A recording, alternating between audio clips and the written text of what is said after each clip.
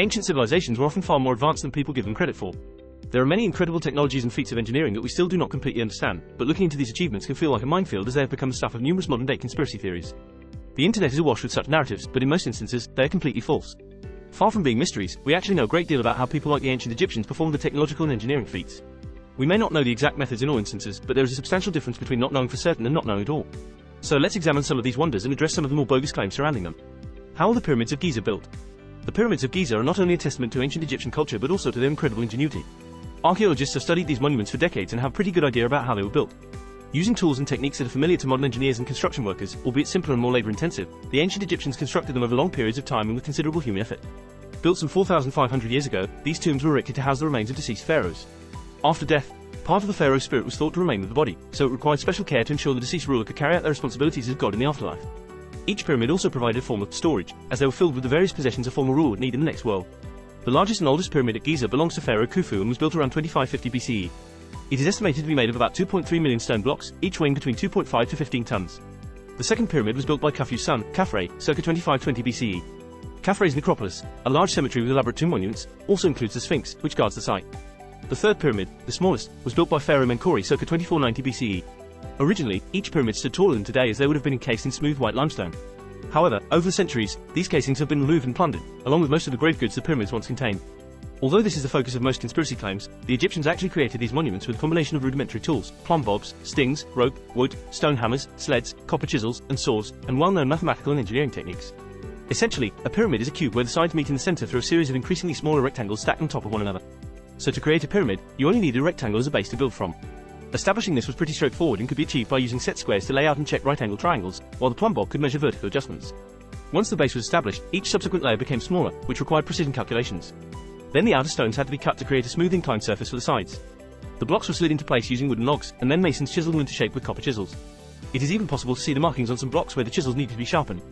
It is also likely the Egyptians used a ramp and embankment method to position the blocks at high points on the pyramid. Gangs of workers would haul each block up ramps using sleds, rollers, and levers. As the pyramid grew, more sand, bricks, and earth would be added to raise the embankments to support the ramps. There have been various suggestions on the exact configuration of the ramps, but evidence from recent archaeological finds shows that the ancient Egyptians had experience using ramps to move heavy stone blocks. In fact, an experiment conducted in 2022 demonstrates how a group of 20 workers could easily pull a 2-ton limestone block across sand using ropes and a sled. We also know exactly where they got these blocks from. In the same year, researchers found evidence that at the time of the pyramid's construction, a now defunct branch of the River Nile used to pass near the site, Giza. This lost river branch was a vital conduit allowing the workers to transport the pyramid's building blocks from quarries several kilometers away. There are also contemporary textual accounts of the construction of Khufu's pyramid recorded by a middle-ranking inspector called Mera, who provided an explanation for where the stone came from. According to Mera's diary, written as the Khufu pyramid was nearing completion, limestone blocks were being quarried from Tura, on the opposite side of the Nile. These blocks were then loaded onto boats and transported to the construction site on a journey that took between 2 to 3 days to complete. This document has been extremely influential in confirming some long-held suspicions, Dr. Nicky Nielsen, senior lecturer in Egyptology at the University of Manchester, told IFL Science. It doesn't get much better than that, you know. Nielsen said. Mera's papyrus is the closest thing we get to a smoking gun for how the pyramids were built. Who built the pyramids and how did they know what to do? The secret to the Egyptians' ingenuity wasn't in some spectacular and long-lost technology or arcane knowledge but in the size of their workforce and years of labor. We know from the historical record that the construction of these monuments took decades to complete. The Greek historian Herodotus stated that the Great Pyramid, Khufu's pyramid, took 20 years to build and relied on over 100,000 men to finish. More recent evidence has suggested that this feat probably only needed some 20,000 workers, not slaves, to accomplish it, and archaeologists have now found the site of a town and barracks near Menkaure's pyramid that would have supported these people. It appears that the town was by a harbour that served as a bustling point of social and industrial activity at the time. Although it is tempting to compare the construction of the pyramids to modern-day construction projects, and therefore draw parallels between the time and resources needed to complete them, this would be a mistake. Doing so can lead to the assumption there had to be some secret method of construction that we have not yet found, but this seems extremely unlikely.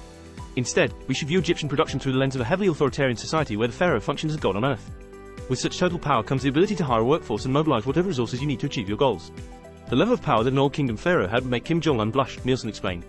This is a point that many people forget when they romanticize the ancient Egyptian world. A construction project like the pyramids was only possible because there was this one person who had this unhealthy amount of power. Another point that is often overlooked is that the pyramids at Giza were not built overnight, nor were they the first of this type of monument. There are older pyramids of different designs, some more successful than others, that demonstrate how Egyptians experimented and developed their ideas over time. Before Khufu's Great Pyramid, there was a potentially not so great pyramid of Pharaoh Sneferu, circa 2600 BC, which was built at Dashur, south of Cairo. Sneferu's pyramid, now known as the Bent Pyramid, has a unique shape as the lower courses were built at an angle of 54 to 55 degrees, but the upper courses had a lower angle of 43 degrees. It is thought that the odd appearance was likely caused by faults in the original design that made it structurally unsound. It had started to crack before it was halfway through construction, which led Sneferu's architects to reduce the angle for the upper courses.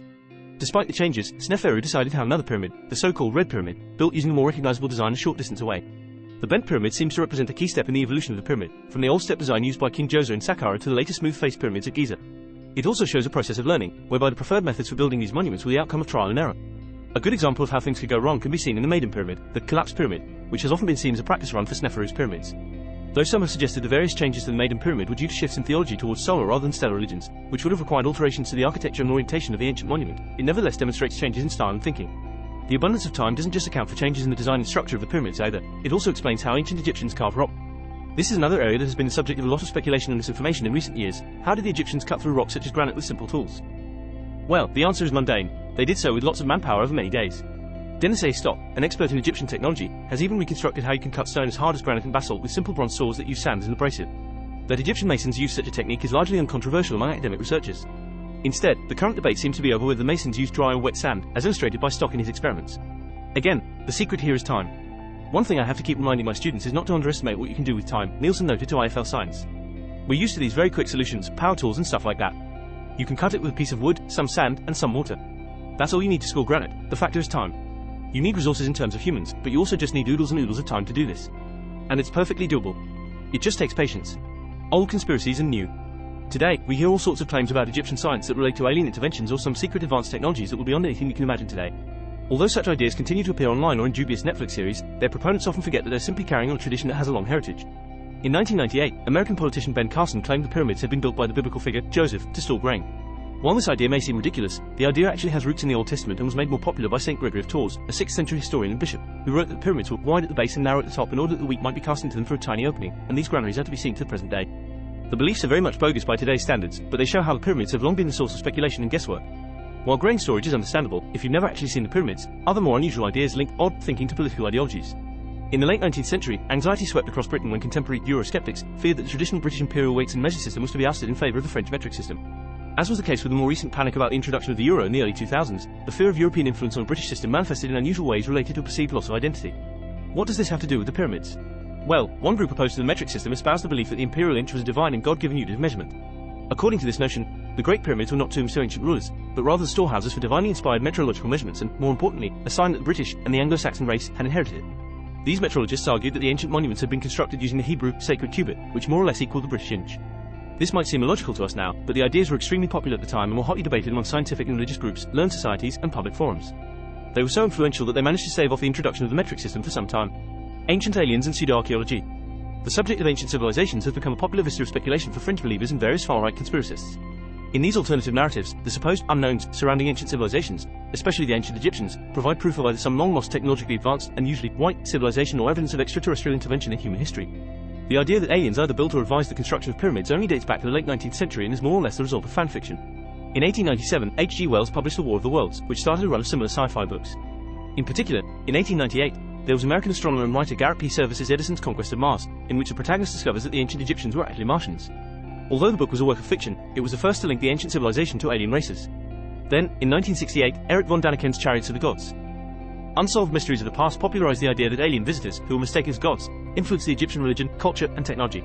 The belief in alien interference remains remarkably strong, but it is still evolving. With these kinds of conspiracy theories, one follows the other based on what is kind of in the zeitgeist at the time, Nielsen explained.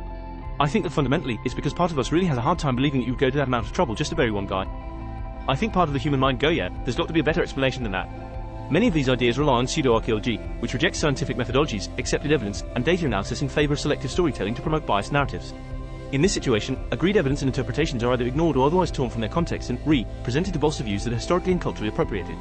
Often, these ideas are directly or indirectly tied to modern racist and nationalist ideologies and prejudices. At their heart, they deny that non-European ancient civilizations, from Egyptians to Maya, could possibly be so advanced. It strips away their achievements and ignores the fact that contributions to our history are impressive and inspiring without recourse to mysterious influences. I think that, for the public, the most important thing to consider when they read these things is not to underestimate ancient people and not to assume that ancient equals stupid, Nielsen said. That is not the case. In terms of ability, in terms of capacity for innovation, there is no difference between you and me and an ancient Egyptian 6,000 years ago or an ancient Roman. We all have, the same capacity for very creative and innovative problem solving.